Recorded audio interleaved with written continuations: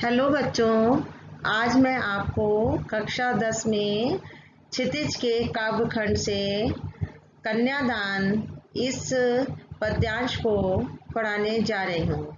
सर्वप्रथम मैं आपको कवि परिचय, जो इस कविता कन्यादान के कवि हैं ऋतुराज, उनके विषय में बता रही हूँ। ऋतुराज का जन्म सन 1940 में भरतपुर में हुआ था। राजस्थान विश्वविद्यालय जयपुर से उन्होंने अंग्रेजी में एमए किया। 40 वर्षों तक अंग्रेजी साहित्य के अध्यापन के बाद अब सेवानिवृत्ति लेकर वे जयपुर में रहते हैं। उनके अब तक 8 कविता संग्रह प्रकाशित हो चुके हैं, जिसमें एक मरणधर्मा और अन्य, पुल पर पानी, सूरत निरत और लीला मुखारविंद प्रमुख हैं। उन्हें सोमदत्त परिमल सम्मान, मीरा पुरस्कार, पहल सम्मान और बिहारी पुरस्कार मिल चुके हैं। मुख्य धारा से अलग समाज के हाशिए के लोगों की चिंताओं को ऋतुराज ने लेखन में अपना विषय बनाया है। उनकी कविताओं में दैनिक जीवन के अनुभव का यथार्थ है। वे अपने आसपास रोजमर्रा में घटित होने वाले सामाजिक शोषण और विडंबनाओं पर निगाह डालते हैं। यही कारण है कि उनकी भाषा अपने परिवेश और लोक जीवन से जुड़ी हुई है। कन्यादान कविता में माँ बेटी को स्त्री के परंपरागत आदर्श रूप से हटकर सीख दे रही है। कवि का मानना है कि समाज व्यवस्था द्वारा स्त्रियों के लिए आचरण संबंधी जो प्रतिमान गढ़ लिए जाते हैं, वो आदर्श के मुलम्मे में बंधन होते हैं। आदर्श के मुलम्मे में यानी आदर्श की विचारधाराओं में बंधे हुए होते हैं। कोमलता के गौरव में कमजोरी का उपहास छिपा रहता है। लड़की जैसा ना दिखाई देने में इसी आदर्शीकरण का प्रतिकार है। बेटी माँ के सबसे निकट और उसके सुख दुख की साथी होती है। इसी कारण उसे उसकी अंतिम पूंजी भी कहा गया है। कविता में कोरी भावुकता नहीं, अपितु माँ के संचित अनुभवों की पीड़ा की प्रामाणिक अभिव्यक्ति भी दिखाई देती है। इस छोटी सी कविता में स्त्री जीवन के प्रति ऋतुराज की गहरी संवेदनशीलता अभिव्यक्त हुई है। अब मैं आती हूँ पाठ के सार पर। पाठ है कन्यादान। काव्यांश है आपका कन्यादान। कन्यादान के समय कुछ अंशदान देने की प्रथा है। आटे की लोई में छिपाकर कुछ धन कन्यादान के समय दिया जाता है। दहेज का यही स्वरूप है। बच्ची के घर से विदा होते समय उसके अभिभावक आवश्यकता के समय काम आने वाले वस्तुओं को उपहार स्वरूप और कुछ धन देते हैं, और पर होता वो गुप्त ही है। कन्या और अभिभावक के बीच का ये निजी उपहार माना जाता है। दूसरों को इसके संबंध में जानने या पूछने की कोई भी आवश्यकता नहीं होती है। दहेज के रूप में क्या दिया जाना चाहिए, इस संबंध में ससुराल वालों को कहने या पूछने का कोई अधिकार नहीं, ना उसके प्रदर्शन की आवश्यकता है, क्योंकि गरीब अमीर अपनी स्थिति के अनुसार जो दें वो चर्चा का विषय नहीं बनना चाहिए। उसके साथ निंदा और प्रशंसा भी नहीं जुड़नी चाहिए। अब मैं इस पद्यांश में आने वाले कठिन शब्दों का काठिन्य निवारण भी कर रही हूँ। प्रथम कठिन शब्द प्रामाणिक। प्रामाणिक वास्तविक / सच्चा। वक्त समय। पूंजी धन। सयानी समझदार। आभास महसूस होना। वाचना पढ़ना या कहना या समझना। पाठिका पढ़ने वाली। धुंधला अस्पष्ट। लयबद्ध लय से भरी हुई। तुक तुकबंदी। रीझना प्रसन्न होना। बंधन बेड़ियां रुकावटें। हाशिए सीमा किनारा, यथार्थ जैसा होना चाहिए ठीक वैसा, विडंबना कष्टकर स्थिति, प्रतिमान मिसाल या उदाहरण, प्रतिकार बदला, शाब्दिक भ्रम शब्दों का भ्रम, परिवेश वातावरण, आभूषण गहने, आचरण सामाजिक संबंधों में दूसरों के साथ किया जाने वाला व्यवहार, मुलम्मा ऐसा बाहरी रूप जो अंदर के दोषों को भी ढक देता है।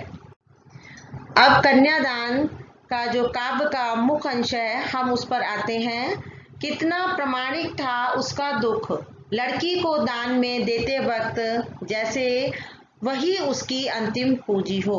कवि यहाँ पर कह रहा है जब कन्यादान का समय आता है तो माँ का जो दुख होता है वो बहुत ज्यादा प्रामाणिक यानी बिल्कुल सही होता है। प्रमाण मतलब जिसको कहते हैं कि प्रमाण यानी बिल्कुल सही, जिसको कोई मना नहीं कर सकता।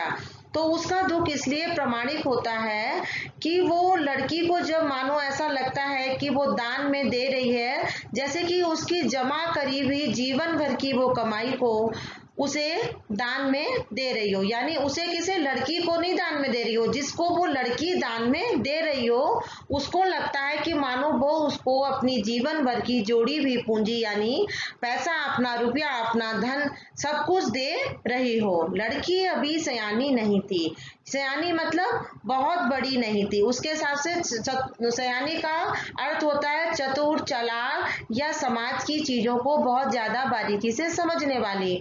तो लड़की अभी सयानी नहीं थी, भोली थी, सरल थी। उसको सुख का आभास तो होता था लेकिन दुख बाचना नहीं आता था।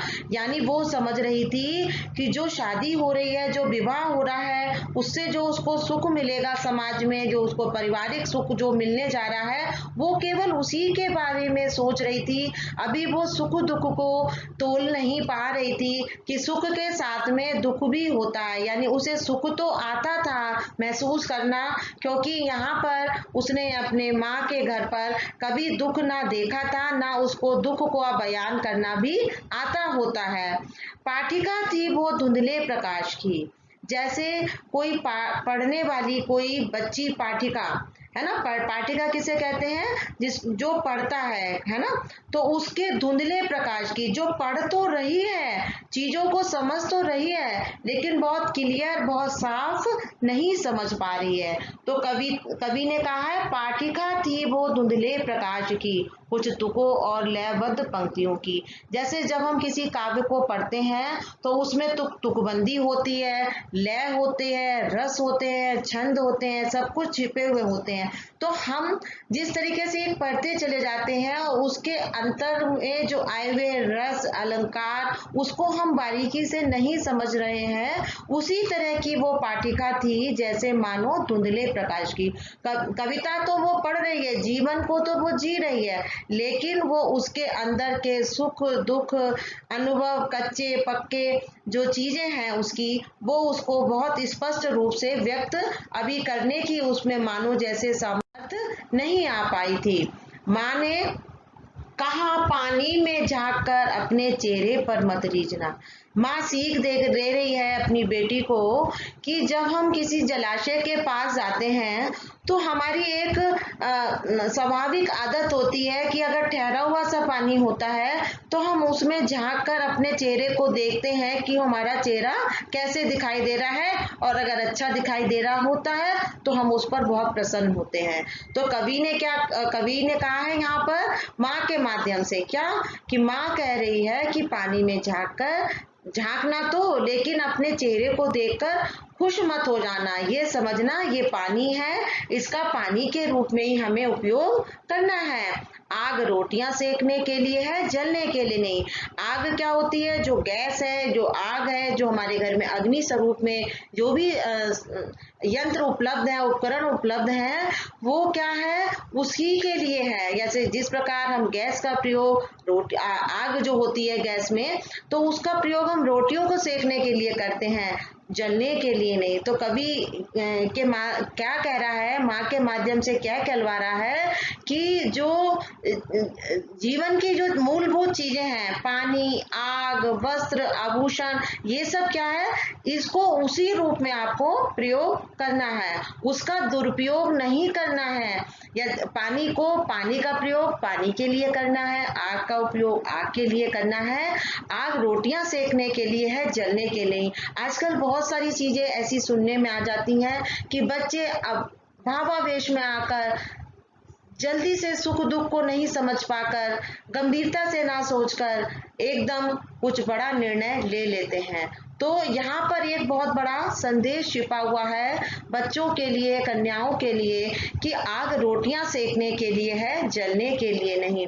वस्त्र और जो आभूषण है वो आपके बंधन है, आपकी शोभा है, आपके आभूषण है, आपको सजाने के लिए हैं। लेकिन केवल इन्हीं में रीझ कर, इन्हीं में घूमकर आपको अपने जीवन के उद्देश्य से नहीं भटक जाना है। माँ ने कहा लड़की होना पर लड़की जैसा दिखाई मत देना। ये बहुत बड़ा संदेश है। क्या? कि लड़की होना, लड़की जैसा दिखाई मत देना।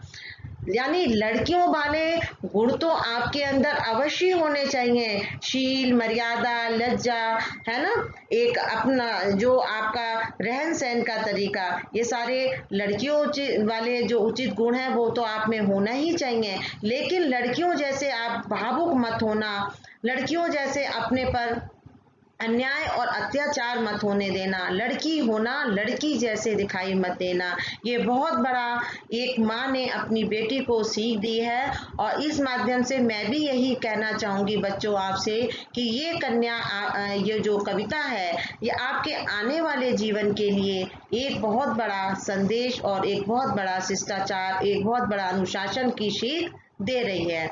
अब हम देखते हैं, आते हैं इसके काव्य सौंदर्य पर। सर्वप्रथम हम देखते हैं शिल्प सौंदर्य। शिल्प सौंदर्य भाषा अत्यंत ही इसकी सरल और सहज है। हम कविता को पढ़ते हैं और पढ़ते ही हम उसके अर्थ को अंदाज हमें आ जाता है। व्यंग्यात्मक और आलोचनात्मक शैली का भी प्रयोग है। जैसे आपने देखा, माँ होना माँ जैसी दिखाई मत देना, यहाँ पर क्या है, व्यंग है ना।